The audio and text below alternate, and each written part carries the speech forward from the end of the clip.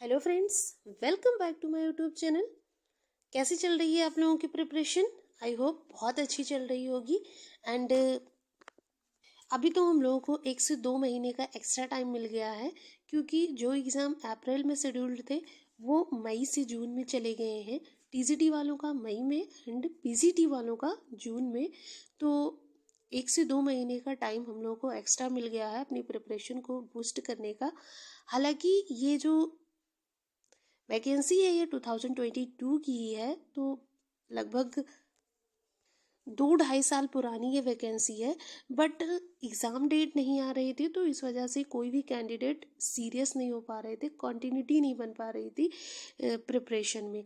But अभी date हमारे सामने है और अब हम लोगों को पूरी तरीके से फुल्ली डेडिकेशन के साथ अपनी प्रिपरेशन में लग जाना चाहिए, क्योंकि अब जो एग्ज़ाम की डेट आई है ये निर्धारित डेट पे एग्ज़ाम होगा। अब डिले नहीं होगा इस एग्ज़ाम में। सो हम लोगों को बिल्कुल भी अपने टाइम को वेस्ट नहीं करना चाहिए। चलिए हम लोग अपने क्वेश्चंस पे चलते हैं, जो कि ईयर वाइज हम लोग प्रीवियस ईयर क्वेश्चंस को प्रैक्टिस कर रहे हैं, जिसमें ईयर 2002 के क्वेश्चंस को हम लोग कर रहे थे। और क्वेश्चन नंबर 21 से आज हम लोग स्टार्ट करेंगे। So let's start. Arnold took the theme of this, the scholar gypsy, from Joseph Glanvill's book entitled। ये क्वेश्चन शायद हम लोग कर चुके थे प्रीवियस वीडियो में। तो इसमें जो सही आंसर होगा वो ऑप्शन नंबर बी होगा, नन, क्योंकि जो स्कॉलर जिप्सी मैथ्यू आर्नोल्ड की कंपोजिशन है वो जोसेफ ग्लेनविल्स के जो बुक होती है द वेनिटी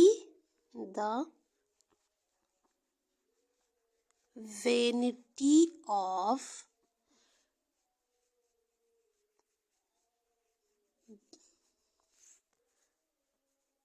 डोमेटाइजिंग, इस बुक से एंटाइटल्ड है। तो इसमें जो सही आंसर होगा वो ऑप्शन नंबर बी होगा, नन, क्योंकि इस बुक का जिक्र नहीं है। The first मिसमेरिस्ट,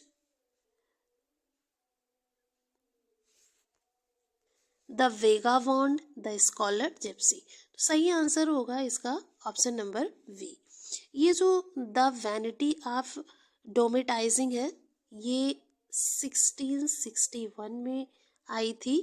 and scholar Gypsy की अगर बात करें तो स्कॉलर जिप्सी जो है वो 1853 में पब्लिश हुई।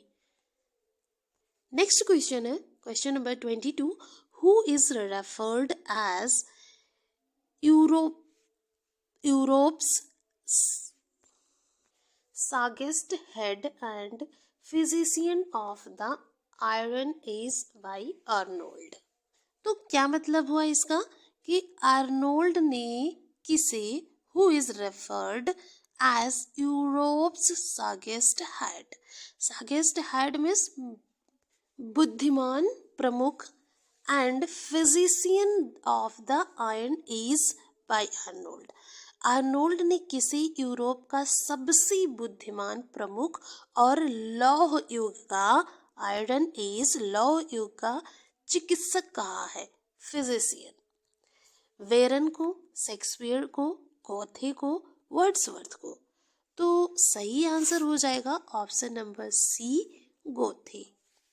तो जो आर्नोल्ड है ये गोथे को ट्रिब्यूट करते हुए ये कहा कि जो है यूरोप का सबसे बुद्धिमान प्रमुख और लौह युग का चिकित्सक। ये जब गोथे की डेथ हो जाती है वो नदी में डूब जाते हैं और डूबने की वजह से उनकी डेथ हो जाती है। तो जो है आर्नोल्ड ये बोलते हैं, उनको ट्रिब्यूट करते हैं, यानी उनको श्रद्धांजलि देते हुए कहते हैं कि जो यूरोप का सबसे प्रमुख बुद्धिमान प्रमुख है और लौह युग का चिकित्सक है वो डूब गया, ऐसा कहते हुए वो श्रद्धांजलि देते हैं। तो सही आंसर हो जाएगा option number C, next question पे चलते हैं। क्वेश्चन नंबर 23 है, which poem of Tennyson was his favourite. Tennyson की कौन सी पोयम थी जो उनको बहुत ज़्यादा फेवरेट थी, यानी कि टेनिसन की फेवरेट पोयम बतानी है। ऑप्शन नंबर ये है मॉड, बी है इन मेमोरियम, यूलिसेस, द प्रिंसेस। तो सही आंसर हो जाएगा ऑप्शन नंबर ए मॉड, जो कि 1855 में आई थी। नेक्स्ट क्वेश्चन है 24 number, the rhyming scheme of in Memoriam is. तो इन मेमोरियम में जो राइमिंग स्कीम यूज हुई है वो है A B A B, A B A B यानी कि sorry A B B A, यानी कि option number B, A B B A, option number B बिल्कुल सही हो जाएगा। In Memoriam is written in quatrain, ये क्वाट्रेन में लिखी गई है एंड यूजिंग आइएम्बिक टेट्रामीटर, ये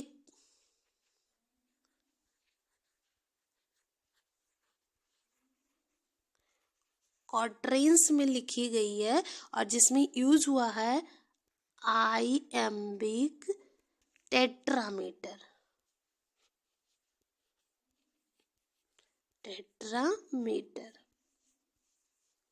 टेट्रामीटर को एक और नाम दिया गया है octosyllabic lines, octosyllabic lines.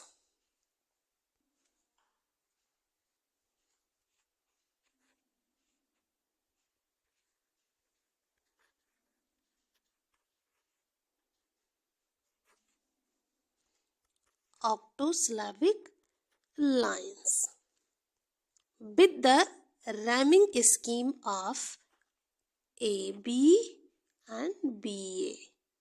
So BA, AB, BA, ये राइमिंग स्कीम यूज हुई है। तो सही आंसर हो जाएगा option number B, A B B A. Next question पे चलते हैं। क्वेश्चन नंबर है 25, Hardy began and ended his career by writing. तो हार्डी ने शुरुआत और इंडेड समाप्त किया किस राइटिंग से? तो ड्रामा, पोएट्री, नॉवेल, एसे। आंसर हो जाएगा ऑप्शन नंबर बी पोएट्री, यानी कि हार्डी ने पोएट्री से ही लिखना स्टार्ट किया एंड जो है इंड भी पोएट्री से ही किया। जो हार्डी का करियर रहा है, उस अपने करियर के दौरान जो लिखने की करियर स्टार्ट किया, यानी राइटिंग्स को लिखना शुरू किया, वो पोएट्री फॉर्म से ही स्टार्ट किया एंड लास्ट राइटिंग भी इनकी पोएट्री ही थी। Hardy began and ended his career by writing poetry. Thomas Hardy was an English novelist and poet. He was influenced both in his novels and in his poetry.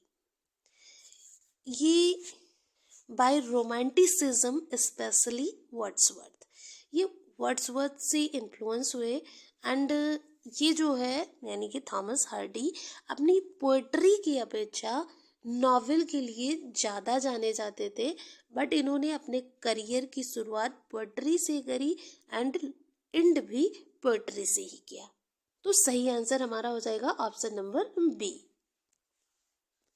Next question है question number 26, about which novel of his own Hardy remarked a war between flesh and spirit.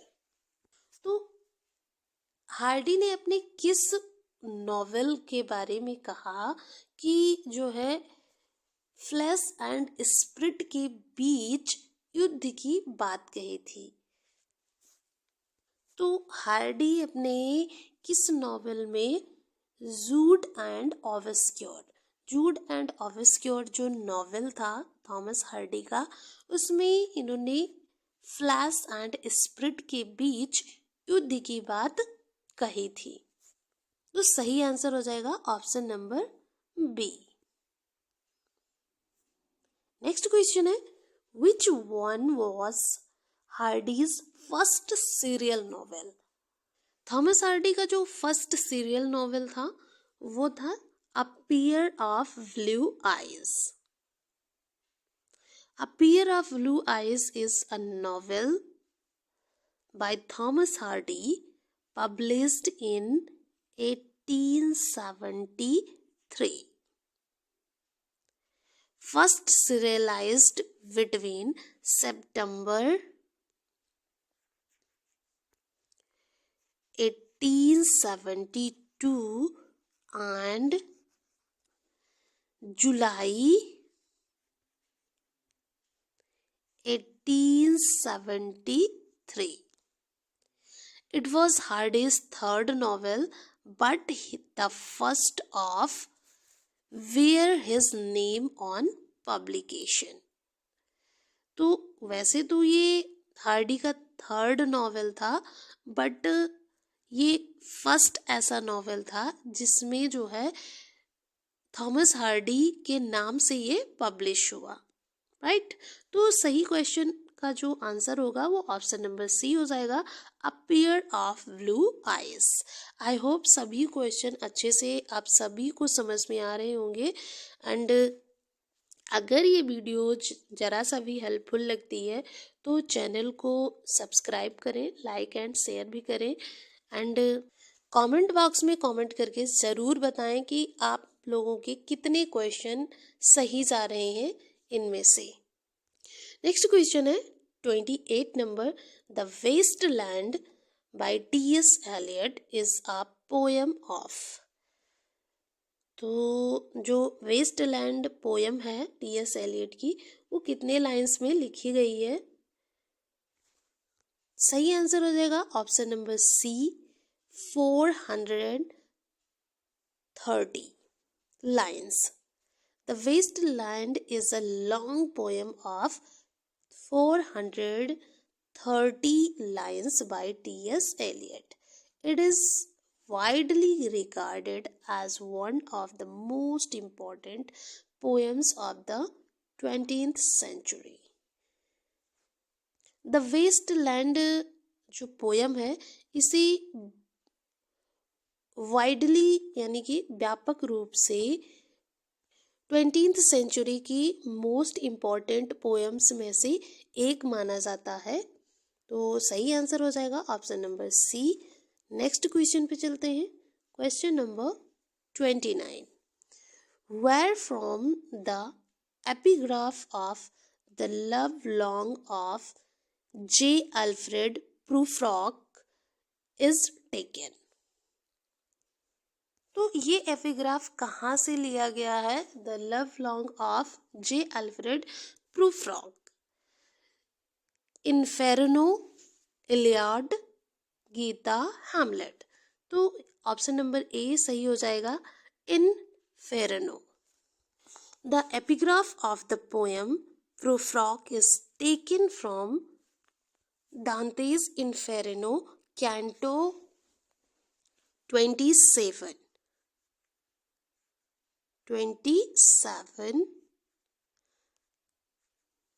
lines 61 to 66। ये इन्फेर्नो के जो है 27 canto lines की अगर बात करें तो 61 to 66 लाइन से ये लिया गया है। Clear friends? नेक्स्ट क्वेश्चन पे चलते हैं, question number 30, which of the following is not a poetic play by T.S. Eliot? तो इनमें से कौन सा है जो T.S. एलियट का poetic play in the sense काव्यात्मक नाटक जो नहीं है? तो मर्डर इन द कैथेड्रल जो कि है, स्वेनी एगोनिस्ट्स ये भी है, द फैमिली रियूनियन। तो सही आंसर हो जाएगा ऑप्शन नंबर बी, नन। इनमें से क्योंकि ये तीनों ही पोएटिक प्ले है T.S. एलियट का, तो बी ऑप्शन गलत हो जाएगा, नन, क्योंकि अगर हम टी.एस. एलियट के पोएटिक प्ले की बात करें तो इन्होंने टोटल जो है 7 पोएटिक प्लेज लिखा है। All of them are poetic plays, ये सभी पोएटिक प्लेज हैं ए, सी एंड डी। तो इस वजह से जो बी होगा ये गलत आंसर होगा। टी.एस. एलियट ने टोटल 7 पोएटिक प्लेज को लिखा है। तो हम सातों के नाम जान लेते हैं। नंबर 1 स्वीनी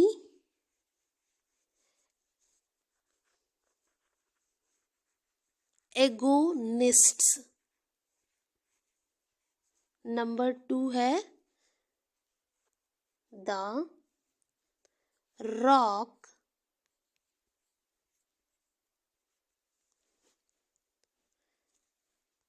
नंबर 3 है मर्डर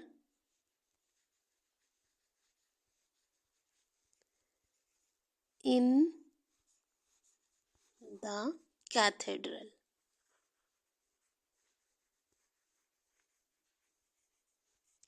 नंबर 4 है the family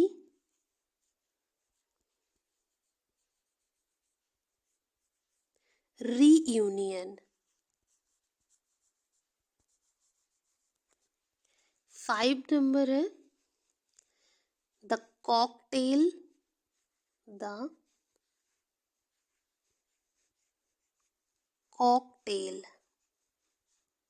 party. And number 6 है द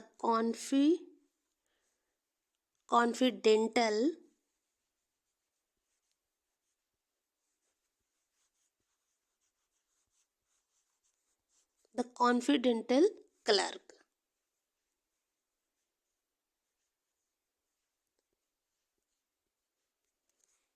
एंड लास्ट यानी कि नंबर 7 द एल्डर स्टेट्समैन।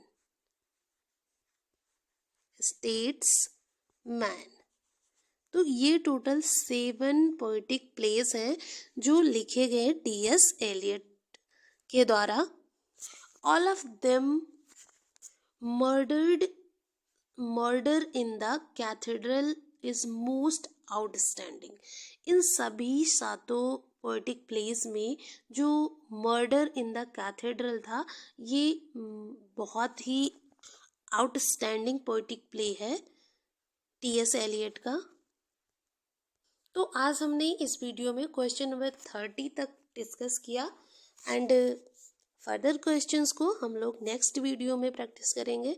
सो आज के लिए इतना ही।